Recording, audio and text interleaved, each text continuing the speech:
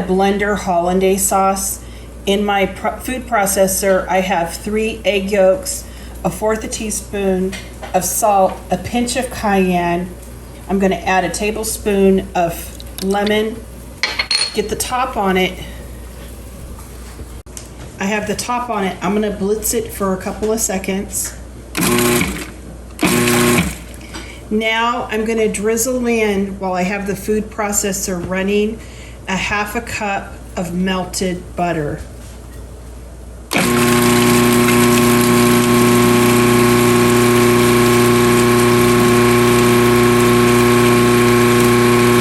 And there we go. We got some Hollandaise sauce.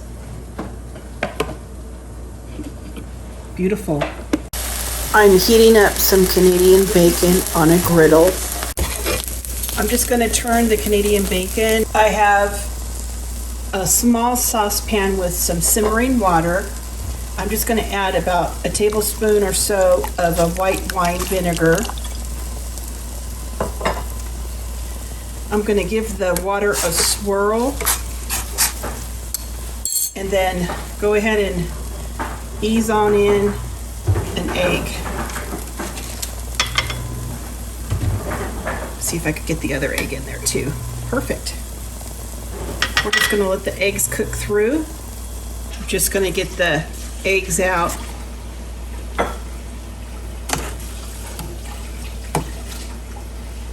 I have a plate that I have a paper towel on so it can drain away any of the water. I have some asparagus. I'm blanching it in this simmering water for about 2 minutes, and then I'm going to get it into an ice water bath. I'm just going to let it sit there so it can cool down the asparagus and set the color.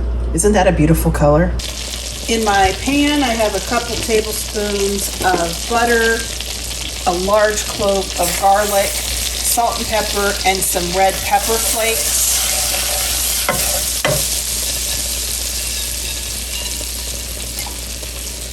We're going to get the asparagus back in the pan.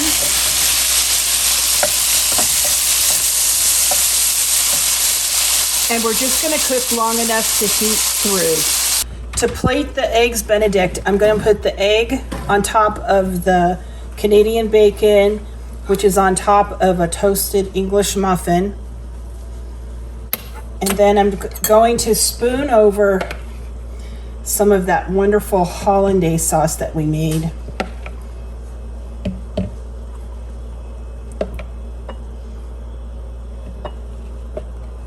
That looks gorgeous. The eggs Benedict is wonderful. The Hollandaise sauce is so easy to make when you do it in the food processor or the blender. The only thing is you need to use it pretty much right away. Anyway, I'm going to enjoy this, and then I'm going to get my second plate of food, waffles and fried chicken. Yum. We're going to make some chicken and waffles. I'll show you how we get it done. In my big bowl, I have 2 egg whites. I'm going to pass them off to Ken, and he's going to whip them with the electric beater into egg whites. In my other bowl, I have 1 3/4 cups of flour. I'm going to add a tablespoon of baking powder and a half a teaspoon of salt.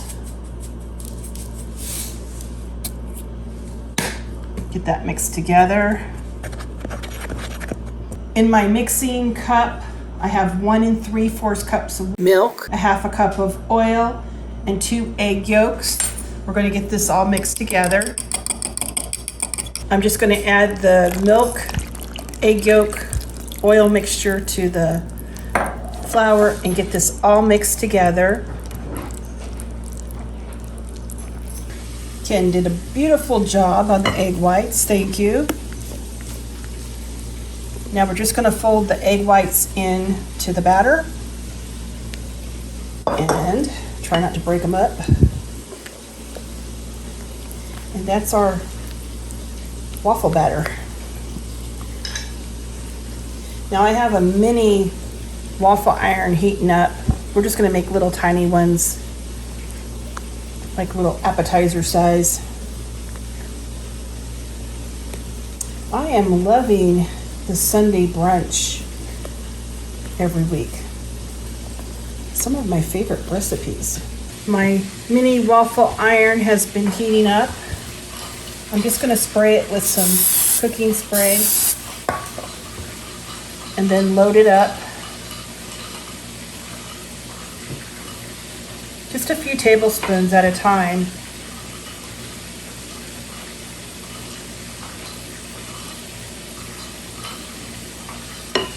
All right.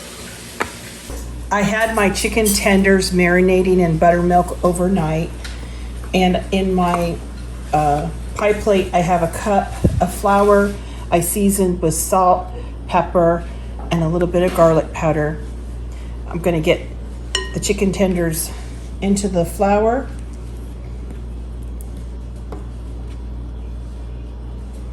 Shake off the excess. Back into the buttermilk, and then back into the flour. And then I'm just going to put them on a rack and let them sit for about 30 minutes. The flour will absorb the buttermilk and it makes it almost like a batter. All right, let me finish getting these done. I'm just going to let these set for about 20-30 minutes and then we'll get them fried up. I'm starting to fry up the chicken tenders in some hot oil, 365. We're just going to cook them until they're golden brown and kind of float.